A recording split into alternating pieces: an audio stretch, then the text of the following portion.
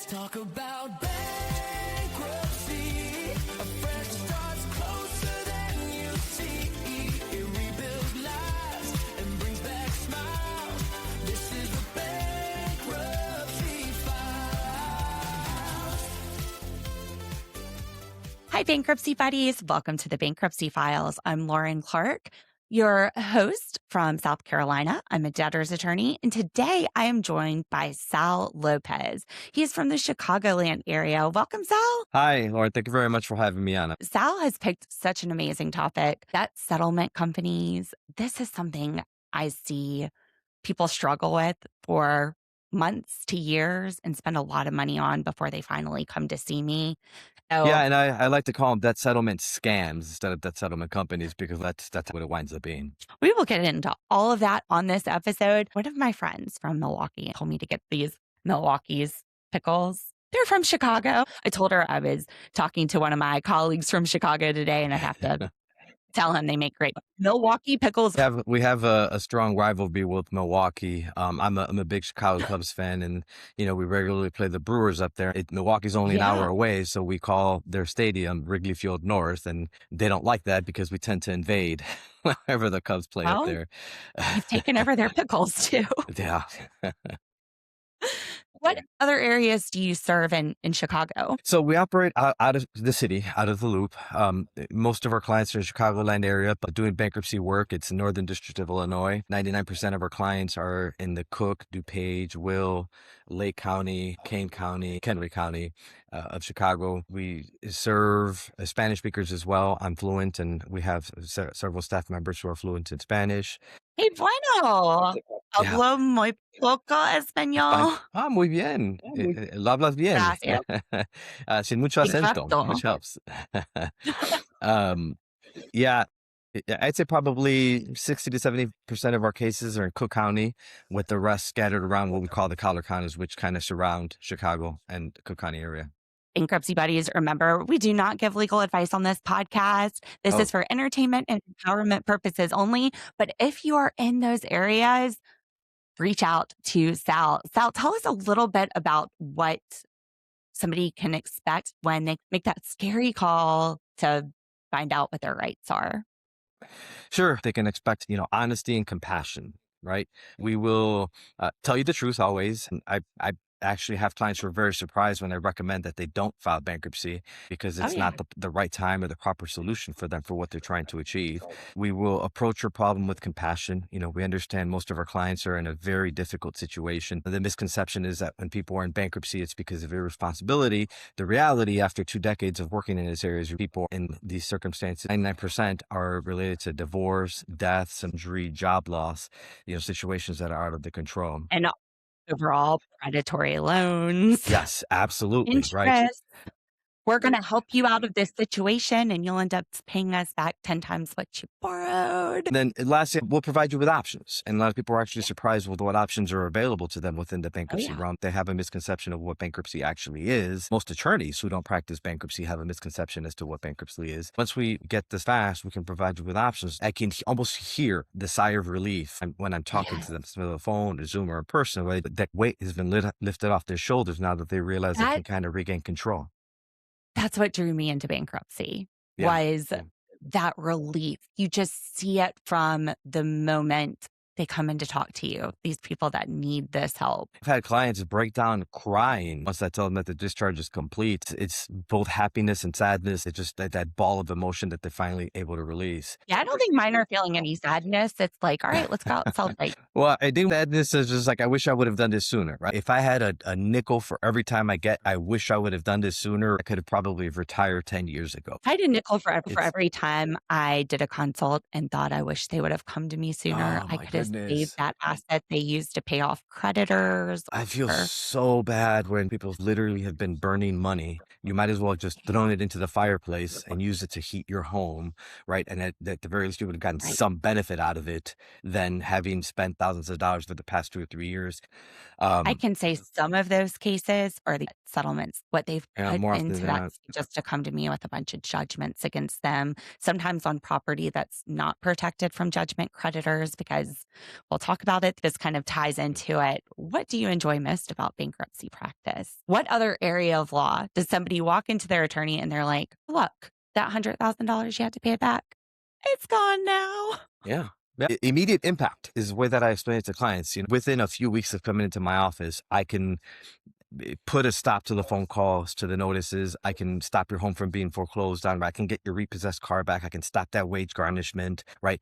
That immediate impact, I think, is the most satisfying to me. I'm actually making a difference in my clients' lives, and within weeks instead of years, right? Some of my colleagues who practice personal injury law or medical malpractice are like, oh, it's a great feeling after 4 or 5 years when we finally settle the case. Like, Right. I can't imagine the stress that your clients are going through in that time. Bankruptcy is a very rigid process with a straightforward time frame. Well, the process is designed to move quickly and to be expeditious. Yeah, bankruptcy courts are one of the only courts that don't lose money. They're administered in a way between filing fees, administration fees. They typically run in the black, right? Which most people find strange when all other courts lose money. Even during shutdowns, the bankruptcy courts keep going. But what do you expect? This is a court that deals with debt, and we know how to prepare for that.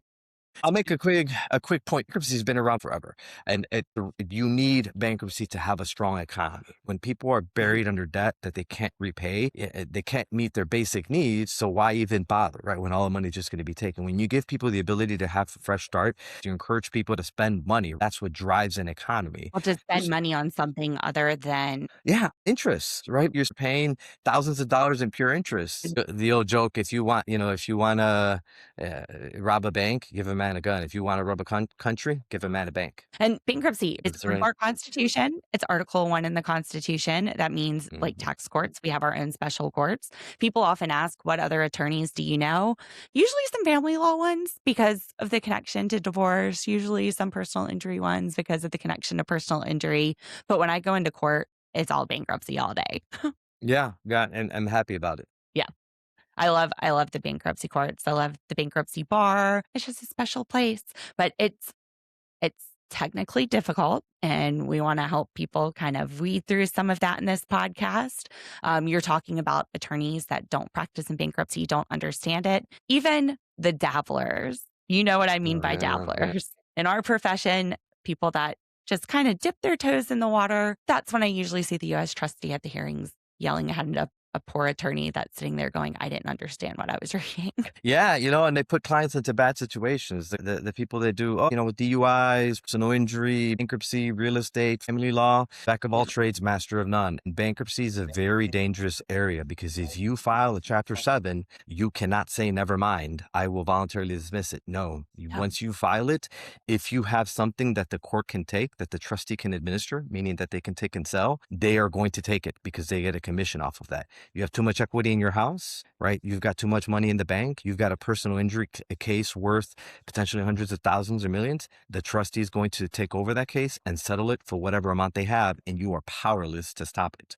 So, And one of the things that's interesting with bankruptcy too, you're saying jack of all trades, but we kind of have to be jacks of all trades as bankruptcy attorneys. We have to know this procedurally difficult area of law, bankruptcy law, which the 342 notice, it's a notice that everyone reads before they file, you sign the petition saying you read it. It tells you bankruptcy, it's one of the most procedurally difficult areas of law.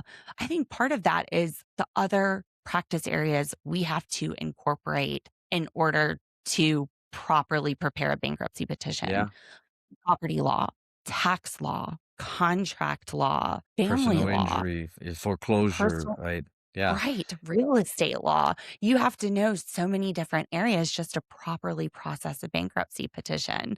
But I'm definitely going to get into that in some later episodes. Let's talk about these debt settlement companies, scams, as you say. I hear you. Let's talk Yeah, about and I that. mean, I'll use that word cautiously. They're not scams in the way that you're sending your money to a Nigerian prince and, it's disappearing overseas. No, these debt settlement scams operate in a very gray area, right? They're essentially stretching the rules as much that they can. Caveat emptor, we learn in law school, which is buyer beware, right?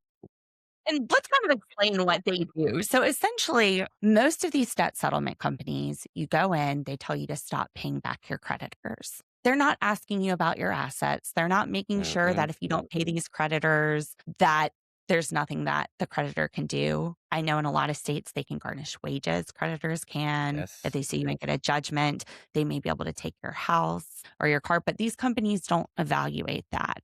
So they're telling you to stop paying your debt because that builds leverage. If you're making the payment every month, it's hard to go to the company and say, hey, take less. Why would they take less?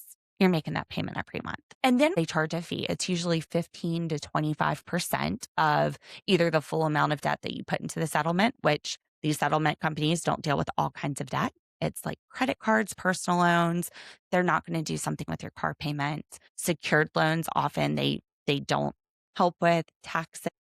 They also have what they call difficult creditors, right? In their agreements, there are certain difficult creditors that they won't deal with because they will literally deny everything that's not 100% from these companies because they know what kind of scam it is. So they're actually telling you in their agreement that they're going to exclude difficult creditors, which, Right. if your credit card is one of those difficult creditors, you're out of luck. You're paying it back with interest or not paying it back. When you stop paying the other ones back, what does that look like on credit? Oh, it's devastating. They settle in 3 to 5 years for probably close to what you owed anyway, if not more. But one won't settle, your credit stays bad. All it takes is one negative credit line item on your credit report to give you bad credit, and you're stuck with it. And then when you do settle, they don't remove the negative reporting that has already occurred. They leave it on there and they say paid not as agreed, which they're telling the world you paid, but you paid less than you owed, which is harmful to your credit. And I always tell people there's taxes on canceled debt. When settlements happen with these companies, the part that you don't pay back. So let's say you have a $5,000 credit card, it's a $3,000 settlement. That $2,000 that is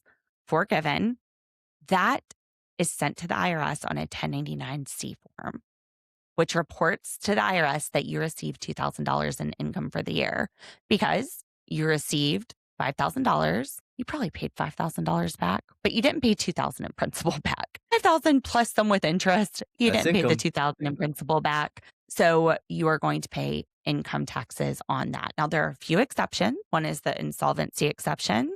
You would want to talk to a tax person if you get a 1099-C to see if possibly you qualify for that. Another exception is bankruptcy. So debts forgiven in a bankruptcy are not taxable as income. If you start doing the math, if you sign up with one of these debt settlement companies and they're promising you that if you're going to pay X amount per month and they're going to take, like you said, 15 to 25%. And I've actually seen them take probably closer to half because they add fees all over the place. But if you add what you're paying them, plus the amount of interest that accumulates on the debt when you stop paying. So if you owe $5,000, by the time they settle it, you owe $7,000, you settle for $4,000, you really saved $1,000. But did you? Because you paid them maybe $1,000, maybe more, plus potentially taxes. So where's the benefit? And in those 3 years, you still have negative credit and are going to continue to have bad credit. So there's no real benefit, right? You are getting a service. And that's what I mean at the end of the day. It's not a scam. It depends. So this is why you go in and talk to a local bankruptcy attorney. There are certain instances where debt settlement makes sense in my state. It's going to be specific to collection laws. If I help, I'm evaluating their assets. So let's say we have a case where you're collection proof. South Carolina, we have 3 years from the date of last payment to sue someone and get a judgment. 5 years in Illinois. It's so different between states. For example, in my state, a judgment lasts 10 years. You cannot renew it. Isn't that wild? Because in Illinois, it's 7 years, but it can be renewed at any point for up to 28 years. Right. So let's say I've got a 100% plan. Maybe let's just wait and see who gets a judgment and then settle the judgments. And if credit's not a big deal, sometimes that might make sense. But every case is so fact specific.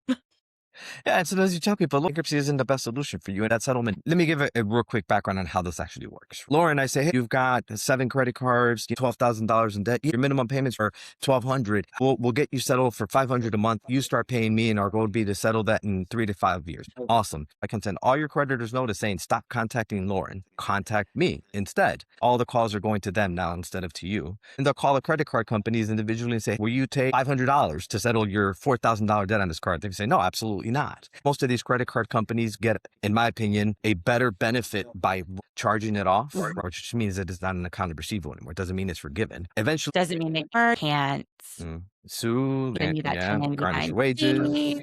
right? Right. So eventually it does go to debt buyers. I read a study in 2013, the FTC said there was $165 billion in the past 2 or 3 years prior to that had been sold in bad debt. $165 billion.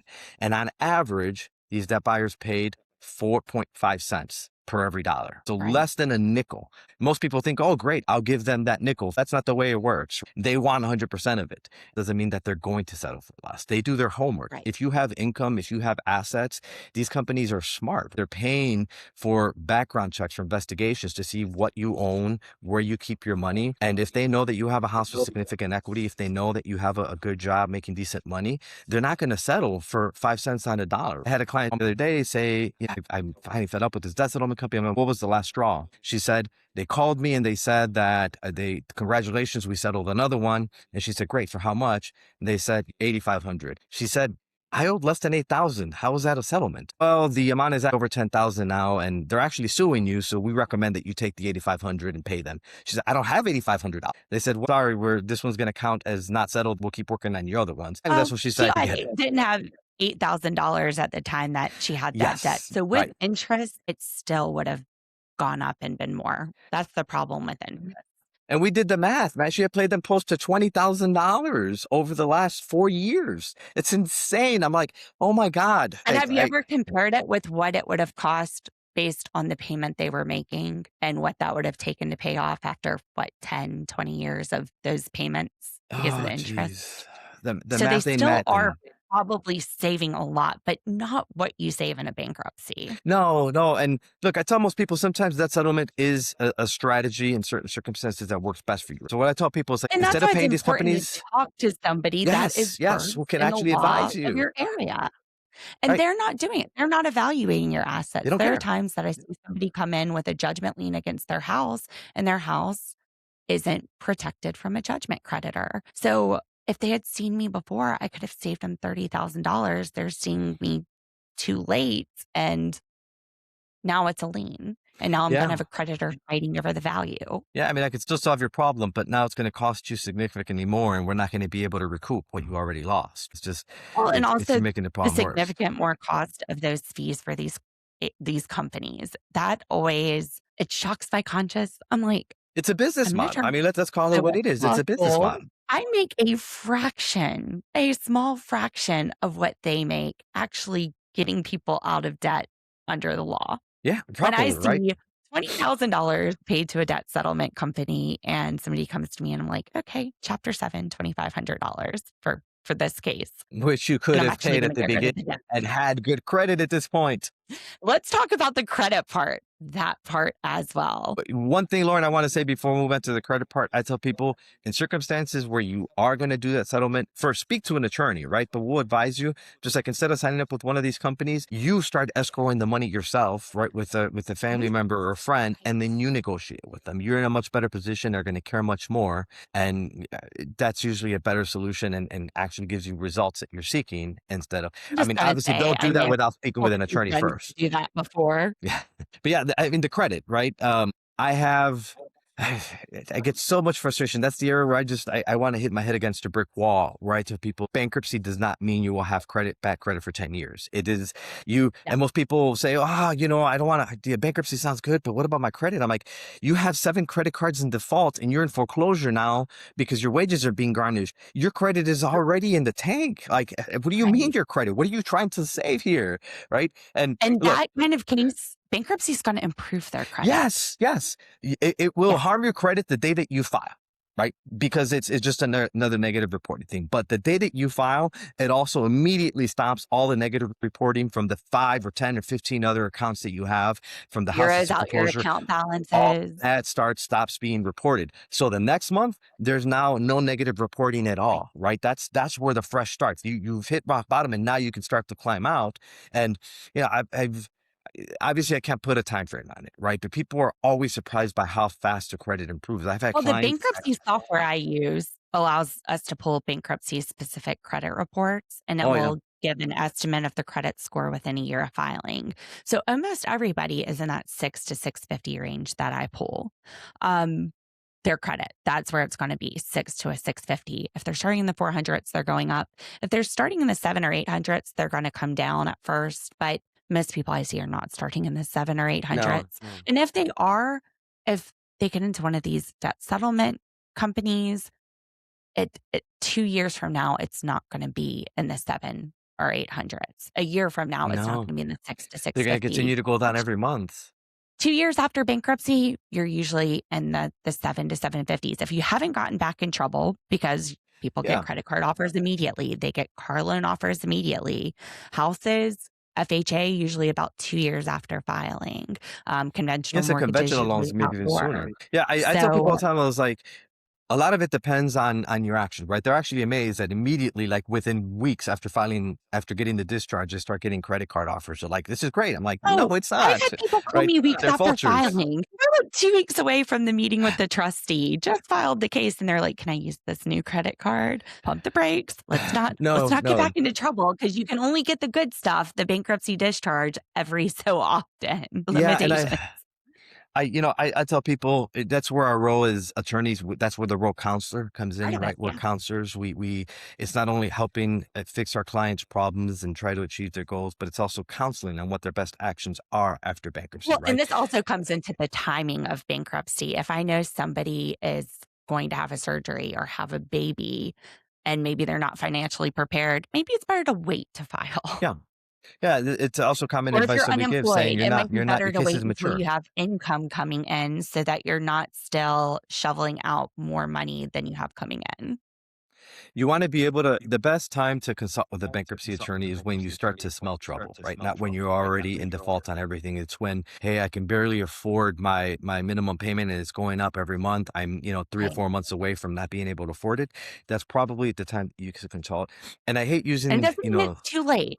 It yeah, absolutely yeah. does not mean it's too late if you come later, but you're talking about options, which I talk about with people too. I wanna talk about all the different options, and if we're getting to, like, an emergency situation, we might start running out of those options Yeah, and I where mean, the it's also creditor not uncommon asset planning, right? If you've owns. got $8,000 in the bank, you had, 2 years ago you had 20,000, but you've managed to spend it all on debt settlement scams or on paying minimum payments on credit card debt because you're maxing out Right, those credit cards. I tell people like, look, use that money for groceries, use that money for gas, right? As crazy as prices are right now. Pay your rent, right? We'll spend right, it down, and once you're within a level that we can protect, we can file bankruptcy and discharge.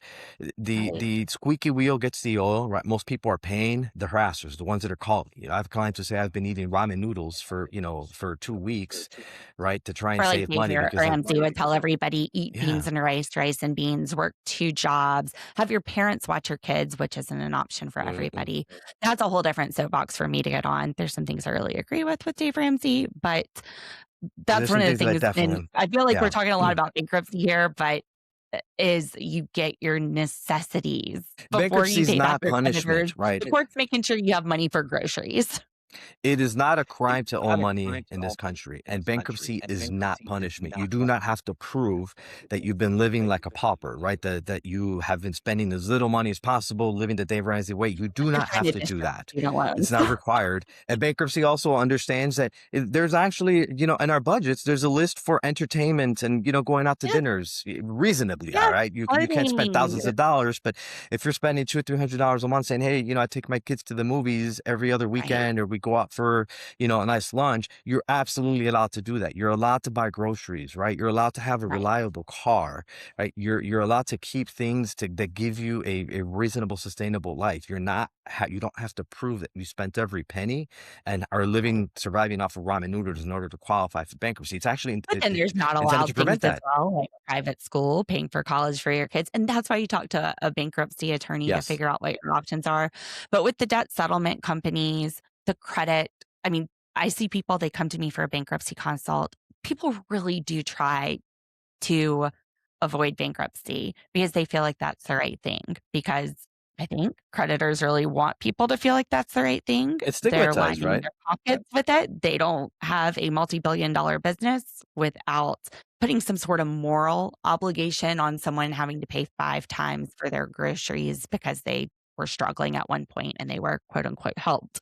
Um, I digress. No, no, absolutely. That's what I call use the exact word, right? I call it the moral philosophy. My clients would take the moral philosophy. Oh, I borrowed the money, I have to pay it back. I tell them, You look, have to it's a smile for this handshake. panic. Yes, the days of handshake loans where you borrowed money from your neighbor, right, and you have to pay it back, that's long gone. These companies are calculated algorithms to determine how much they can give you.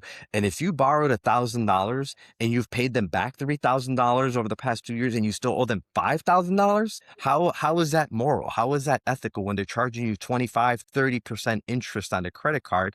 Like you, and Right. trust me, they do not lose money. They never lose Good. money. They make money hand over fist. They're always profiting off of you, right? So the moral philosophy on you borrowed money, you have to pay it back. Take a look and look at the actual facts of how much you borrowed, what you used it for, Well, it's right? like When you, my student loans, yeah. $76,000 for in-state public law Oh, school. geez. I lived at home. If this were dischargeable in bankruptcy, I would have filed. But Absolutely. 13 years later, $145,000 later, double what I borrowed at 6.8% interest, it was paid off. That is so low compared to credit cards and personal loans that people come to me with. I've seen Bank of America credit cards with 1,000% interest. I've seen other big banks 700% interest. That's insane. Anyway, And the they're making debt money off the most they're susceptible like, people, let's right? try to avoid bankruptcy because of this moral dilemma, which I think has come from the creditors. Oh, avoid that without any explanation. There's never an explanation as to why you want to avoid it. It's just some sort of It's stigma and ingrained in our shame. brains, the stigmatism of bankruptcy. The other thing I get is people say, I have a job. I'm not broke. I don't file bankruptcy. Only broke people with no jobs file bankruptcy. I'm like, oh, those people don't file bankruptcy. There's the old saying, too broke to go bankrupt, because it actually costs money to file bankruptcy and go through the process. If you don't have Well, income or you're you don't on want to go and fixed get a fresh income, start and yes, still have more expenses going out than money you have coming in because you're just going to turn right back around and be in a bad situation. yes. You want to be in a situation where it makes sense to file bankruptcy, but your credit, they come back to me. And after years of paying these debt settlement companies, when the creditors start suing, like I said, South Carolina, we have a 3 year statute of limitations. So the lawsuits start popping up about a year and a half to 2 years after people stop making payments. So for the first year and a half, they're cruising along in this debt settlement company. Mhm. Nobody's suing me, nobody's calling me. And then their credit's getting tanked, but then they start getting the lawsuits and they come back. So they really, again, the stigma, which it's never based on any factual information, just this general stigma about bankruptcy puts people into these situations and they go there and they come back. I, I save the numbers. I see where I've had calls before. I see people come back a few years later after struggling with this, after they've talked to me. Yeah, and I mean, at that point, it's always shameful because it's how much money that they've paid to these settlement companies and are in a worse off situation most of the time. And And it's we just, have to find out because in bankruptcy, yeah, we have to you have to report any disclose that. money that people have paid for help with their creditors within a year before filing. And the Department of Justice, they are appointed in every case to review petitions, schedules, and statements. I've had the offices reach out to me before just based on some of these practices and say, we'd love your client's help going after this company. Oh, I've reported several of these companies directly to the Department of Justice, to the U.S. Trustee's office, in Right. hopes that they'll go after them. Right. Illinois actually Oh, has a I've had law regulating calls these like, companies. if they Oh, wanna help, we would love their help, but it's I not encourage my mandatory. clients to It's really up participate. to them. We don't wanna put them in bankruptcies for relief, but if they wanna help Oh us, yeah, we would appreciate absolutely. It's it. not required. I encourage them, but it's absolutely up to them at the end of the day. Whatever they're Illinois, comfortable with. We're here to help ease them, but some of them, and I they understand, right? they People feel say, that yeah, I moral just want to get on with my obligation life. now to make sure these companies, um, Aren't scamming maybe someone have a else. little bit of justice. But just to kind of show the gray area that these companies are operating, right? Illinois has the Debt Settlement Consumer Protection Act, which is a law regulating what these companies can and can't do. Oh, It that's sets great. limits on how much they can charge. It requires a written contract and certain disclosures. However, and this is always the case, most of these laws have an attorney exception, right? That if you're an attorney, the law doesn't apply to you because we're regulated by a different body, right? We have licenses and we can be disciplined. In Illinois, it's the Attorney Recruitment and Disciplinary Commission, right? So it doesn't And apply we're to us. So, probably providing better oh, services with that absolutely, settlement right? because we are evaluating those assets. We are advising about potential tax consequences. We're Going letting the to client court, know right? it. Actually, filing appearances in cases and Yep. litigating cases and defending cases. So typically, it doesn't apply to us because we're doing very different work instead of just making phone calls. Well, we're However, the these people that companies, those companies call when their clients get sued and they're like, exactly. we need someone to pop into court on Tuesday. We'll throw you $100. I No, never take those. thanks. Absolutely not. I never And take that's those referrals. I'm not stepping into a non-attorney's case. Yeah, knowing that Um, what damage that they've caused this person and are just looking to a way to say, oh yeah, we complied and we had an attorney representing you. But a lot of these companies will actually hire, and I feel bad for them because they typically go after very young attorneys straight out of law school and say, hey, come work for us. You're going to be a litigator, you're going to do all this. But all that they want is an attorney on their employment list, right, on their roll, so they can say, oh, we have a lawyer. This law doesn't apply to us, but they'll have 500 employees and one attorney, right? And those 500 and employees that are all attorney doesn't doing the sales realize calls that and they're negotiations. basically selling their license for next to Exactly. nothing. And after 2 or 3 years, these attorneys wind up with, censure or discipline on their case for being involved in the Right. scheme where they were paid by this company to just basically use their license. So unfortunately, that's how a lot of these companies get around the regulation. They just say, oh yeah, no, well, we had an attorney and oh, he didn't follow the rules. That's his fault or her fault. Let the attorney recruit and the disciplinary commission for the state censure them. We'll go hire another attorney who has a new license to help them steal money, help us steal money from clients until we can pay them. So yeah, And I just it's a want to scam say, all around. we are talking about generally debt settlement companies. Every company is different. Every company has, we're in no way accusing every single, so just, we're saying be cautious and Read maybe what you're actually signing. go talk to an attorney before you do that. Yeah, Go before you sign, talk to an absolutely. attorney about your rights. Figure out what your rights are and talk to somebody who is licensed to give you legal advice and licensed to help you make these decisions and has that board And that experience. licenses them. They have culpability. We have actual ethical obligations.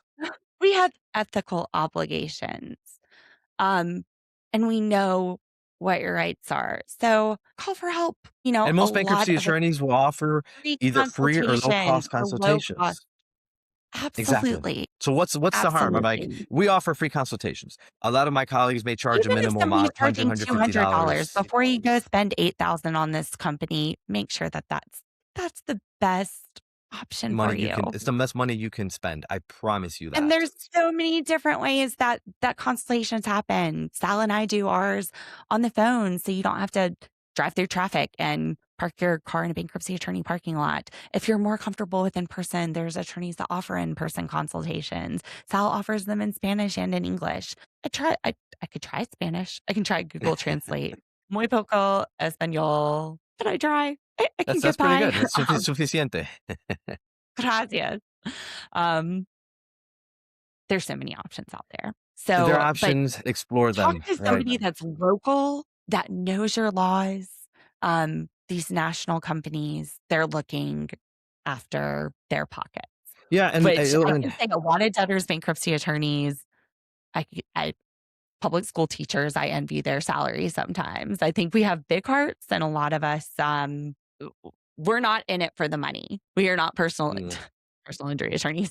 I'm not gonna give them a bad name either, but I think a it's a lot of very us different are area in of it practice. because of We care. you see that immediate relief. It's just, and you're helping. Yeah, I think that's I tell my wife and my colleagues, if I didn't have a moral compass and care about actually helping people, I probably would be a billionaire by now. Darn moral compass. uh, yeah, So you mentioned, Lauren, I think there when are you go companies that are local, legitimate. you're gonna have people that know what's going on. Whenever it's national, it's one of those Yes. red flags for me. And that's the point that I wanted to make, right? There are legitimate companies, but they're very few and far between. And what I will tell you, I know Ladder Up is a local one here in Chicago that is an actual not-for-profit that tries to give people financial counseling and give them their options. However, these companies, the actual legitimate ones, do not advertise. There are no government programs. The government program is bankruptcy law. So when you hear the radio ads, the TV ads saying that there's a great government debt relief program, it run as fast as you can, right? Those are the companies that It's we are so telling you to funny be to extremely me. And cautious with. this, you said commercials. Nancy Grace, Oh my goodness. she has these commercials where she's like, you need this insurance to protect your equity in your house because somebody could try to sell your house and steal it. But then she turns around and she's like, everybody's struggling with credit card debt. You could get a home equity loan. I'm like, so the creditors can steal it? You can just hand over your probably protected equity to your creditors to pay You are them 5 literally times what you turning borrowed? unsecured fixable debt into debt that now has to be paid or you lose your house. That When she is says the that, I'm like, worst that thing you is could do. stealing your equity, that you're just blindly giving it away.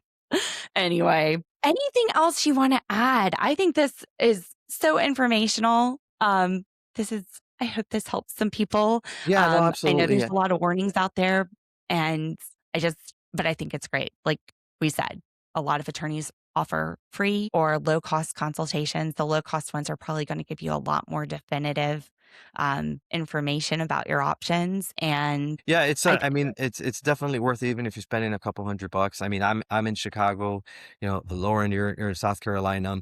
Either a free or low cost consultation, a few $100s will be the best money that you ever spend. I promise you. And I usually say, look local, look at their Absolutely. website.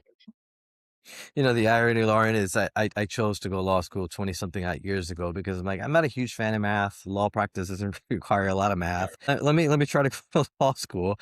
And here I am doing complicated calculations for income protection and asset protection and interest rates. I love It's it. funny the way life works out. I love it. I don't know. My 4-year-old is just like his mom. At 3, he's doing multiplication. And Just I will say, everything. I am good at math. I don't want my clients to think I'm bad at math. I just don't, I didn't like math, but I like the math And that one I of the do things now I because like there's actually about it people is behind it. there's arguments to make in math. Like Yes. there's different ways you can put an equation out there to argue it, which math usually seems so black and white. But that's the coolness about bankruptcy is we make it colorful. To our client's benefit, right? There's Oh, there's a set of rules that as long as you follow right. those and you can put together a solution for your client, then that's the beauty How of are we going to bankruptcy. paint this picture? Yeah. Well, it was great talking to you. I'm going to put your contact information in our show notes. So anybody in the Chicagoland area, if you need some help, Sal is more than happy We're to always set happy up to a talk to you. consultation. Or I'm sure there's a lot of great attorneys out there, but beware of what options you're choosing. Make sure you've got people looking out for your best interests. Even if you I don't don't know call enough. me, I won't be offended, right? Just reach out Yeah, to a competent bankruptcy people attorney call me before and you I'm fall for like, one of these scams. literally anybody. My colleagues are amazing here. Just make sure it's somebody that knows our local rules, that knows, South Carolina. If you're calling somebody in Texas and Yeah, paying them wads of money, you might not be getting the best deal. Just talk to somebody local. 100%. All right. Well, thank you so much for coming on the podcast, Bankruptcy Buddies. I hope you found this helpful. See you soon with some more Thanks, bankruptcy Lauren. talk. This was a blast. It was. And you're welcome back anytime, Sal. All right, everybody. We'll see you soon. Bye. Disclaimer: The Bankruptcy Files does not provide legal advice. Commentary on this podcast is for educational and entertainment purposes only, including discussions of public bankruptcy cases and online content. Listeners should consult a qualified local attorney. Interacting with this podcast does not create an attorney-client relationship. Hosts and guests speak in their personal capacity. The Bankruptcy Files is not affiliated with any employers or law firms and is not a debt relief agency or provider of legal services.